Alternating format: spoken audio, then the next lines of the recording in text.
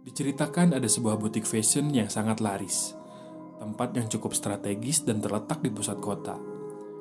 Tempat itu biasanya dijadikan tempat nongkrong anak muda ditambah letaknya bersampingan dengan sebuah kafe. Sehingga siapapun yang makan di sana pasti tertarik untuk masuk ke dalam butiknya. Biasanya anak-anak muda di sana sering ngabisin malam mingguannya buat nongkrong atau sekedar chit-chat santai. Karena suasananya yang cozy dan instagramable. Dan yang paling gak ketinggalan banget, adanya koneksi wifi dengan kecepatan tingkat kabupaten. Bikin orang-orang betah berlama-lama di sana. Di malam itu nggak seperti biasanya, pengunjung sepi. Padahal waktu masih jam 8 malam. Biasanya jam segini lagi rame-ramenya di sini. Ditambah di luar sedang hujan rintik-rintik. Dan sialnya, malam itu pengisi live musik reguler mendadak nggak bisa ngisi di kafe itu. Dan suasana kafe jadi tambah sepi. Hanya ada beberapa pengunjung yang sibuk dengan laptopnya dan sepasang kekasih yang baru saja menuntaskan dinernya dan akan segera pulang.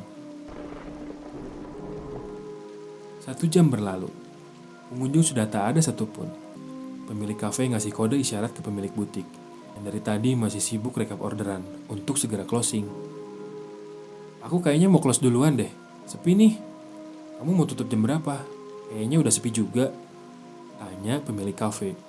Mawar yang lagi serius ngerekap orderan langsung tersadarkan oleh Melati, si pemilik kafe yang dari tadi udah berdiri gak jauh dari meja kerjanya.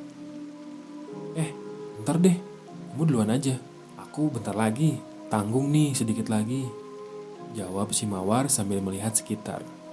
Dan dia baru sadar kalau suasana sudah sepi dan bangku-bangku kafe sudah dirapihkan. Oke, aku duluan ya. Mumpung hujannya nggak terlalu gede. Kamu nggak apa-apa kan sendirian? Tanya Melati sedikit ragu, meninggalkan Mawar dalam keadaan sendirian dengan suasana hujan pula. Dia khawatir ada orang jahat karena suasana di jalan sudah mulai lengang. Beneran, aku juga sedikit lagi kok. By the way, manekin itu cocok ya pakai gaun warna biru. Keluaran terbaru loh itu. Melati terheran, tumben ganti warna. Yaudah, aku pulang duluan ya. Kamu hati-hati.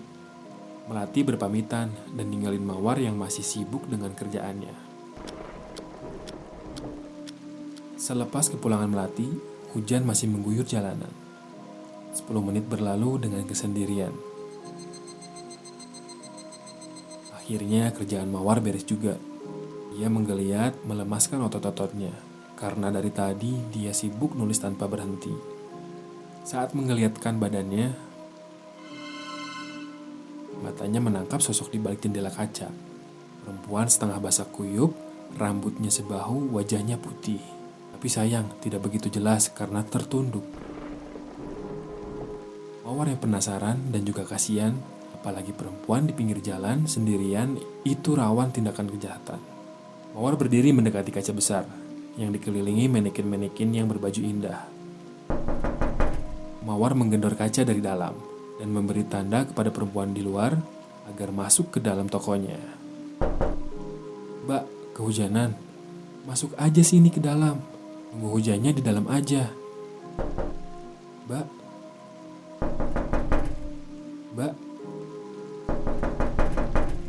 Beberapa kali mengetuk, namun wanita itu masih menunduk. Akhirnya Mawar bergegas keluar. Takutnya perempuan itu sedang nangis atau mungkin habis dijahatin oleh preman di jalan sekitar. Mbak mau pulang kemana? Tunggu hujannya di dalam aja, Mbak. Mawar memberanikan diri untuk menepuk pundaknya. Perempuan itu mengangkat wajahnya. Dan benar saja, perempuan itu kelihatan pucat. Mungkin dia sedang dalam masalah, pikir Mawar. Dress yang ia kenakan pun sedikit basah. Wanita itu pun masuk ke dalam toko Mawar dan dipersilahkan duduk di salah satu kursi di dalam tokonya. Mawar membuatkan minuman hangat untuknya yang masih kaku mematung. Mbak, nama saya Siti. Belum beres bertanya, perempuan itu sudah menyebutkan namanya. Siti pulang kemana? Kamu ketinggalan bis apa kayak gimana? Tanya Mawar. Lalu tak lama kemudian Siti pun menjawab. Tolong ganti baju patung itu dengan warna merah. Perempuan itu menunjukkan ke arah manekin baju yang baru saja dia ganti dengan gaun biru keluaran terbaru. Mawar pun terheran. Emangnya kenapa? Tanya Mawar. Dari kemarin sudah pakai merah kok, biar gak bosen dan dilihatnya proporsional. Jadi aku ganti, teriak Siti dan menoleh dengan wajah pucat dengan pandangan yang benar-benar tajam. Sampai bulu kuduk Mawar merinding seketika. Suara petir menyambar, bikin Mawar semakin panik. Perempuan ini kesurupan atau perempuan ini berniat jahat? Banyak pertanyaan di benak Mawar. Siti yang masih menatap tajam dengan muka yang pucat membuat Mawar gak punya alasan buat bantah kemauannya. Mawar kemudian berdiri dan masuk ke butiknya. Sesekali masih dilihatnya, Siti yang masih menatap tajam dari kejauhan, matanya membelalak seakan-akan gak pernah berkedip. Dengan detak jantung yang begitu cepat dan nafas yang terengah-engah, Mawar mencari tumpukan gaun-gaun merah. Setelah ia temukan, tanpa berlama-lama dia langsung memakaikannya pada manekin itu, lalu kembali ke ruangan tengah untuk menemui Siti. Namun saat Mawar kembali, tiba-tiba saja ruangan itu kosong. Hanya ada gelas minuman hangat yang tadi ia suguhkan.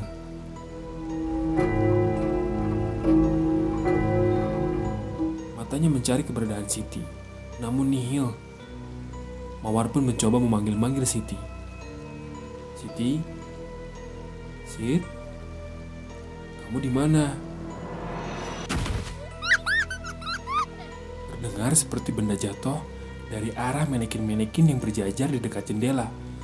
Mawar berlari dan ternganga saat melihat manekin yang baru saja ia pakaikan gaun merah itu jatuh sampai menimpa patung-patung yang lain.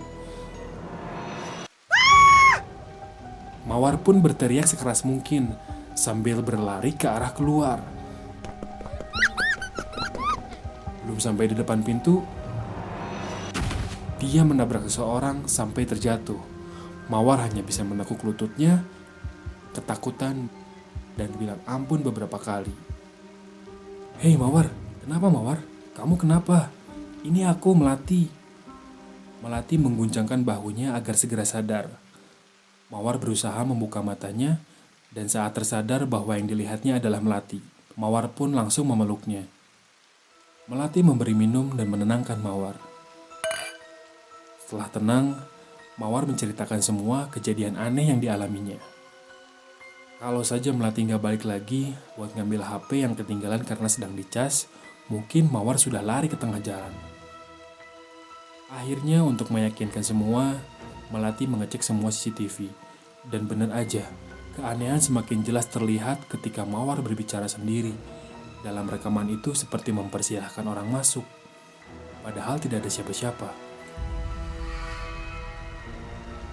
Selain ciri-ciri Siti yang kamu udah jelasin tadi, inget gak Siti pakai baju warna apa? Melati menatap tajam manekin itu dari kejauhan. Aduh, apa ya? Aku lupa. Kayaknya sih merah gitu, tapi aku sendiri gak begitu ngeh. Manekin baru itu kamu dapat dari mana? Melati semakin penasaran. Dan Mawar pun menjawab, dikasih dari tanteku yang dari luar kota. Serontak, Melati pun coba telepon dan ceritain apa yang baru aja terjadi. Aku yakin ada yang gak beres. Mawar lalu menelpon budenya yang ada di luar kota dan menceritakannya semua. Walah, Nduk, Bude kan sudah bilang, patung itu kamu pakai buat usaha. Amanah Bude cuma satu, pakaikan dia baju warna merah. Karena dia sukanya warna merah. Sisanya biar Bude yang urus dari sini. Mawar pun menjawab, maksudnya Bude? Iya, biar bisa narik rezeki, usahamu biar lancar di sana. Makanya kamu tuh iya turut kata Bude. Jadi sepi kan kamu hari ini? Kamu sih. Mawar pun terheran-heran. Maksudnya gimana Bude? Jadi Siti itu siapa? Aduh, kok gak ngerti-ngerti kamu tuh, Dok? Dia tuh penglaris, Dok, yang jagain usaha kamu. Mereka berdua hanya bisa tercengang mendengarkan apa yang barusan budenya katakan.